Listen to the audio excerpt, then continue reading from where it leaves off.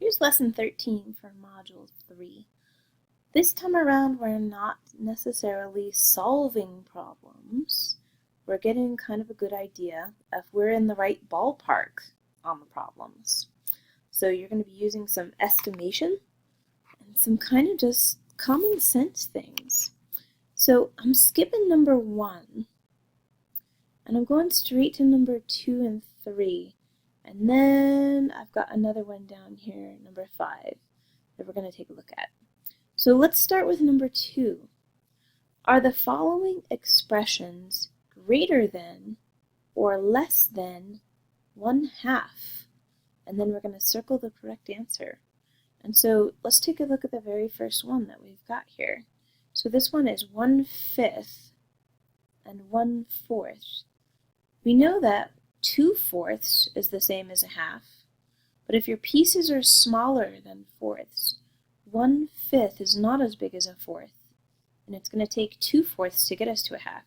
So this one is going to be less than a half. You can tell that. This one right here, 6/7, is already more than a half, and we're taking away just 1/6 of it. So this 6/7 is almost a whole, and the pieces are really pretty small. And if we're taking away just 1/6, that's pretty small too. So we can figure we're starting out really close to 1. We're probably not going to move too far away from 1. So we can say that's going to be probably greater than a half. Now we've got 1 and a 7th. And we're taking away 5/6, which is almost a whole one. So if that 5/6 pretty much wipes out that 1, that only leaves us a 7th to work with, which is nowhere near a half.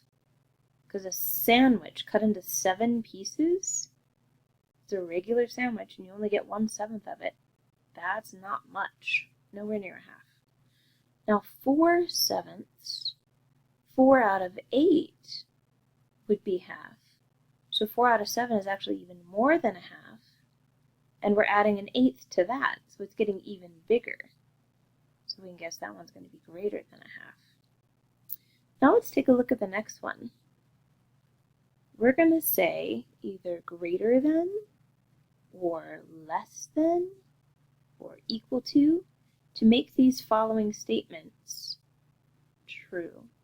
So we're comparing here. This one is 5 and 4/5, so it's almost 6, right?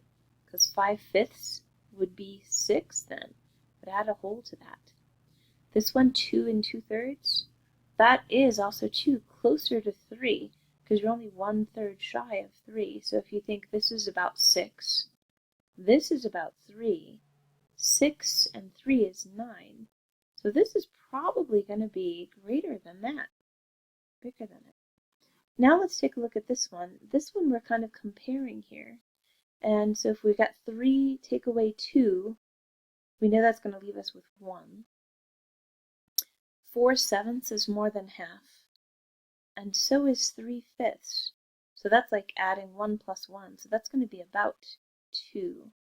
Cross that 1 out just because we've already kind of thought about it. So now if we think, oh, but we're taking away, aren't we? So here's my mistake. I wasn't paying too close of attention to this. So 3 take away 2 is going to be 1. And 4/7 is more than a half. 3/5 is also more than a half. So it's going to bring us down to very little, isn't it? So we've got 3 minus 2 is about 1, and then these two fractions cancel each other out. So it leaves us with just about 1, doesn't it? This one over here is 1 and 4/7, so that's 1 and a little more than half, plus 3/5 again. So that one's probably going to be bigger than the other one. Now if we take a look at over here, we have 4 plus 1 is 5, and then we've got 1/2 plus 1/2, so it's going to get us pretty close to 6. And then this one right here, 5 and 13/18. So it's going to be a little bit more than 5.5, but not quite as much. So it's hard to say here. So if we're going 4 plus 1 is 5, This is about a half, this is about a half, so that is about 6. So this one right here, I lean towards thinking that this one's going to be bigger. Now let's take a look at this one. Right here we've got 10 take away 7, that's going to be 3. 3/8 and 3/5. That's almost going to cancel each other out too. They're both more than, well, this one's a little less than half, this one's a little more than half. So if you're taking away, again, so 10 and 7 is 3. And if we're taking away almost another whole, so that's going to be about 2, right? And then you take a look at this one. This one's 3 and 3/8 plus 3/5 more. So it's going to get us to about 4, right? So thinking about that, this one's actually probably going to end up a little bigger than the other one. And they're just estimates. You don't have to be exact. It's just kind of an exercise in thinking about how do these combine or how do these differ. Take a look at the word problem. A tree limb hangs 4.5 feet from telephone wire. The city trims back the branch before it grows within 2.5 feet of the wire. Will the city allow the tree to grow 2 3/4 feet more? So right now, if you have a tree limb, here's your tree limb. Here is the tree branch distance. So right here then, this is the distance to actually get to, this is the wire right here. So right now, it hangs within 5 1/4. So there's 5 1/4 more feet to go till it hits that wire. Now if we think about if the city trims back the branch before it grows within 2.5 feet of the wire. So then if we say 2.5 feet of the wire, so if it goes a little more, and this is 2.5 feet away from the wire right here.